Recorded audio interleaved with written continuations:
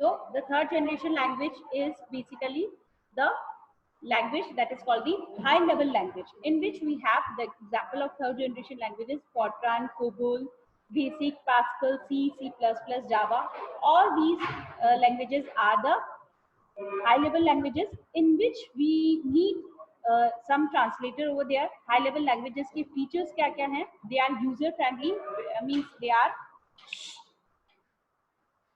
we can write the code in this language easily.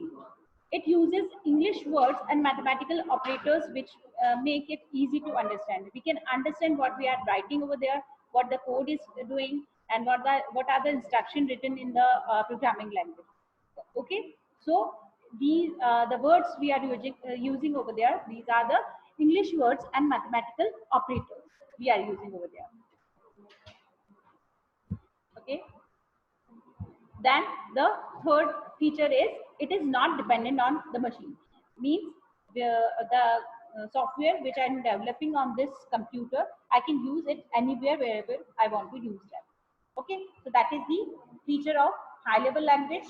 Now the high level languages we are using now these days, but over the time we are upgrading them, these languages. So that's why we put the upgradation, यानी जो हमारा advanced जो languages versions आ रहे हैं, that we are putting on the fourth generation language. Otherwise the fourth generation language is also the high level languages only. Okay, but these are the upgraded version of the third generation language. Okay, the features are there. The programmer friendly, they are more programmer friendly, means in the high level language, if we need to write 10 lines for a specific code, then in this generation language we need only 2 or 3 lines to complete that particular code, to complete that particular task, we can say. Okay, and it requires minimum efforts from the user, means we can easily write the code. जो high level languages होती थी उनमें जो length of the code is increased, because we have to translate each and everything in the programming language. So जो programmes जो होते थे वो हमारे बहुत ही लेंथी होते थे, बट सो द एफर्ट्स जो होते थे, जो ह्यूमन एफर्ट्स हैं, वो भी ज़्यादा होते थे, because we have to type all the code in on the computer. So that will increase the human efforts, as well as they will the machine efforts are also increased, because they have to the machine have to run that particular code. Okay, and the high level language, that is the fourth generation language, is enhances the programming efficiency with uses of English like words. English जो हम लोग normally communication में use करते हैं, these kind of words we are using over there. So it is increasing the efficiency also. It causes high speed of execution as compared to the language of previous generation. Execution time जो था, execution speed जो है वो भी इसकी high है as compared to the third generation language. Fourth generation languages are designed to reduce the overall time and efforts. Okay, so overall time जितना हमारे coding में लगता है उसको reduce करने के लिए, and efforts जो हमारे लगते हैं उसको reduce करने के लिए, we have developed this fourth generation language. Basically जो basic फंडा होगा fourth generation language का, that is all depend upon the third generation language only. But the difference is the in the fourth generation language we have all the advanced versions. Okay, so every time when we are getting the advanced version, we are getting the better facilities over there. So that is the fourth generation language. Then we have fifth generation language. It is the most advanced language, we must say, because by using fifth generation language we can develop the robots, we can develop the advanced devices like artificial intelligence we are developing, and the rocket science, rocket sensors we are developing, sensing devices we are developing. Okay, so the most advanced language we can say, the most advanced devices we can say will lie in this generation of language. Okay, so the example of fifth generation languages: Prolog, OP, S5, and Mercury. Okay, then as I told you, computer understand only and only machine language.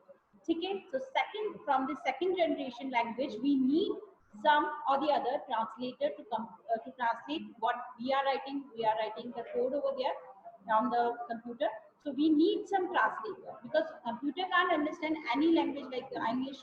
He can't understand. It can't understand, and mathematics it can't understand. So that's why we need some translator.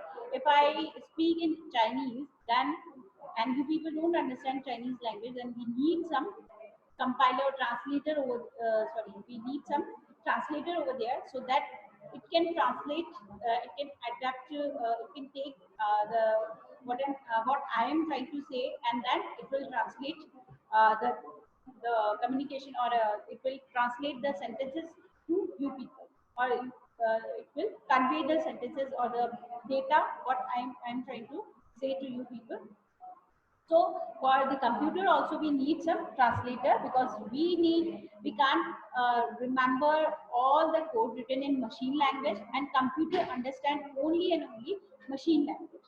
Okay, so day by day जैसे हमारी generation improve होती गई, तो हमारे जैसे assembly language आया, then we third generation language in this we have C, C++, Java, such kind of languages. Then we have the fourth generation language, then fifth generation. So two to fifth, we want any translator in between us and the computer machine. Okay, so the translator are basically translate the data, the code what we are writing on the computer into the machine language, and the machine, the computer will calculate the data, or will give the output according to that particular instruction what we have given to the computer, and then it translate again, the translator translate again that machine language into the human understandable language. Now I am explaining each and everything again, so that it is just in like एक overview दिया है मैंने कि translator करता क्या है, ठीक है?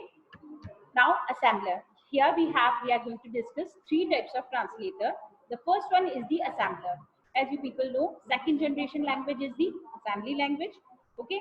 In the assembly language, we have written the program. If we write the program in the assembly language, the assembler will take the data, the program written in assembly language, and it assemble all the code, and it translates that particular data into the machine language. Okay, then machine language में अगर ये translate कर लेगा, means computer can understand now this assembly language. Okay, again when we take any data from the computer, okay, जब हम वापस से machine language से data जो है assembler के पास आएगा, it will again translate machine code into the assembly language. Understand? So what it can do, assembler क्या करेगा, assembly language में जो code हमने लिखा है उसको machine language में change करेगा, assembly language में जो code लिखा है उसको machine language में change करेगा, and machine language से जो code computer हमें देता है उसको वापस से translate करके ये कहाँ किस में translate कर देगा, assembly language में, so that the computer or the programmer can understand what we are doing with the particular code and what the output is given by the computer. Okay, don't do this. Okay, I think it is clear. Assembler, it translates the data. Ritika, it translates the data from assembly language to the machine language. Okay, now compiler. See, compiler and interpreter. We have three translators, as you people know. हमने अभी discuss किया था, assembler, compiler and interpreter. Okay, assembler will translate the data from assembly language to the machine language and machine language to the assembly language. But the compiler and interpreter both will translate the data of high level language, either it is of third generation language or fourth generation language or fifth generation language.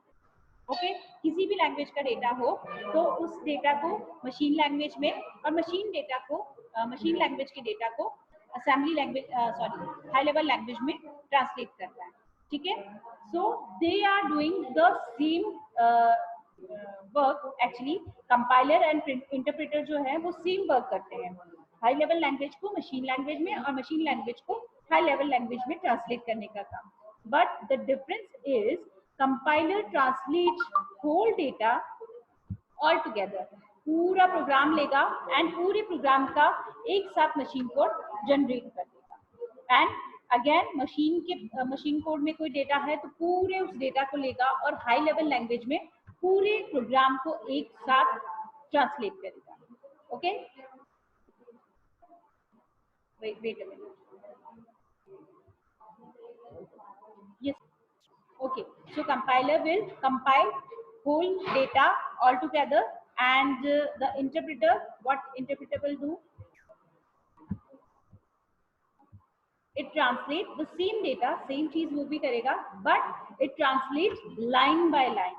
एक line code किया, उसको translate किया, then second line, then translate करेगा, then third line, then translate करेगा. Understand? Compiler and interpreter both are doing the same work. They are converting the high level language program into the machine language and the machine language program into the high level language. But the difference is they are converting the data, like जो compiler है वो पूरे program को एक साथ compile करता है, and the interpreter will interpret the program line by line. Understand? So अगर लाइन बाय लाइन सपोज इसका एक बेस्ट एग्जांपल या नॉर्मल लैंग्वेज में अगर मैं एग्जांपल दूं, so the example is see, this is the room and this is the another room. Okay, two rooms we have. Now in this room we have some stuff, 2-3 stuffs we have. Okay, these kind of stuff we have. Now we want कि जो सारा stuff है, we want to transfer this stuff in the another room. In this room we want to transfer. Okay, so what compiler will do? Compiler, first we are talking about the compiler. So what compiler will do? Compiler क्या करेगा? एक container लेकर आएगा, इससे बड़ा container लेगा, and then it transfers all the data in this container. ठीक है, ये जो कंटेनर है इसमें सारा डेटा जो है वो सारा जो स्टफ है वो ट्रांसफर कर लेगा एक साथ, एंड देन इस कंटेनर को कहाँ पहुंचा देगा? इस वाले रूम में. ठीक है, so it transfers the data, the whole stuff all together. Understood? क्या हुआ? सारे स्टफ को एक साथ एक कंटेनर में डाला और उसको दूसरे रूम में जहां हमें पहुंचाना था वहां पहुंचाया. But the interpreter will do, interpreter कैसे वर्क करेगा?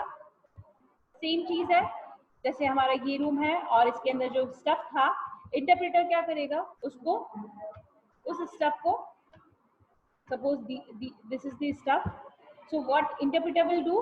It will take one stuff from here and put it over here, then again जाएगा, देन सेकंड वाला जो है उसको लेकर फिर यहाँ पर आएगा और फिर उसको करेगा, देन थर्ड वाले के लिए वापस जाएगा एंड वापस से उसको डेटा को यहाँ पहुंचाएगा. Okay, so it will do the same, the both are doing the same work, but the manner of doing the work is different. Okay, compiler पूरे प्रोग्राम को एक साथ रन करेगा एंड इंटरप्रेटर जो है लाइन बाय लाइन उसको build करेगा, line by line उसको कंपाइल करेगा. ओके, नाउ अगर मैं एक साथ सारा जो स्टफ लेकर जा रही थी, so it will take less time, and so the in the compilation of the computer program, compiler will take less time to compile the program and interpreter will take more time, because ये क्या कर रहा है? One by one यानी sentence by sentence उसको run कर रहा है, that's why it will take more time. Understood? I think it is clear now from my side, and if you people have any doubts, okay, we have completed our chapter. Okay, so now if you people have any doubt,